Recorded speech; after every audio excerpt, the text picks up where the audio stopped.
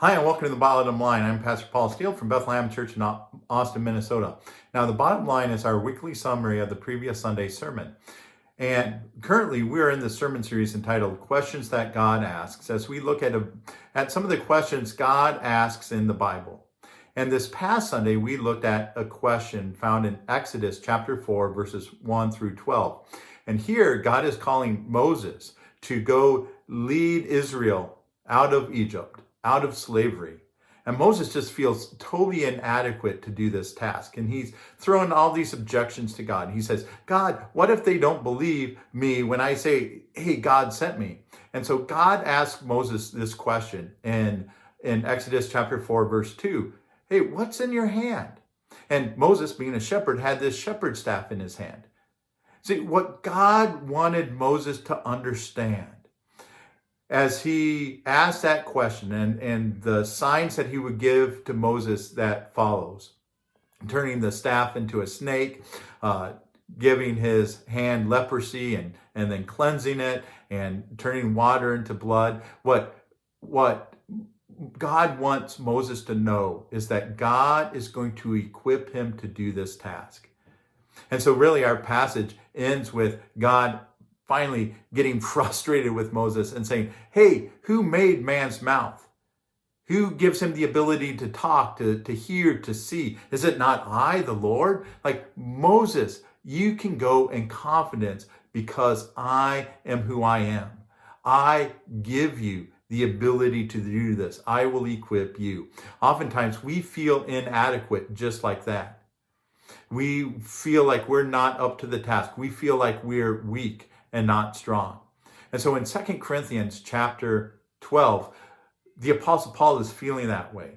He has some sort of thorn in his flesh that he describes as something that God allows to endure to keep him humble.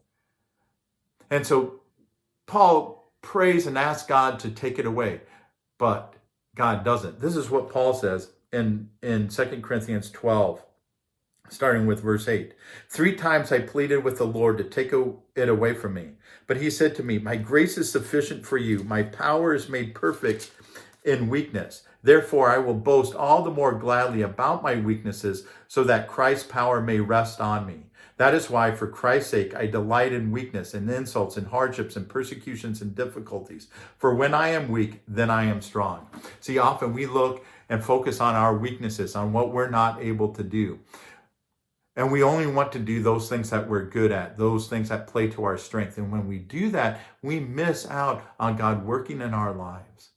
The way that we see God, experience God at work in our lives so often is when we trust God to equip us, to provide for us in our weaknesses.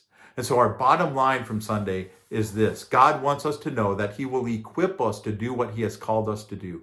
God will equip us to do what he has called us to do. He will equip us to love. He will equip us to make disciples. Whatever it is that God has called us to do, he will equip us to do it.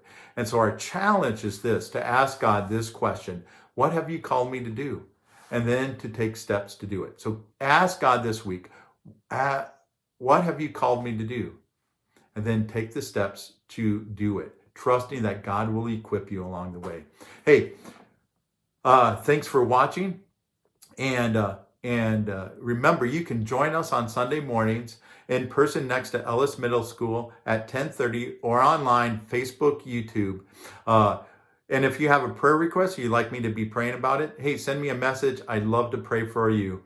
And I hope that you have a wonderful rest of the week, and God bless.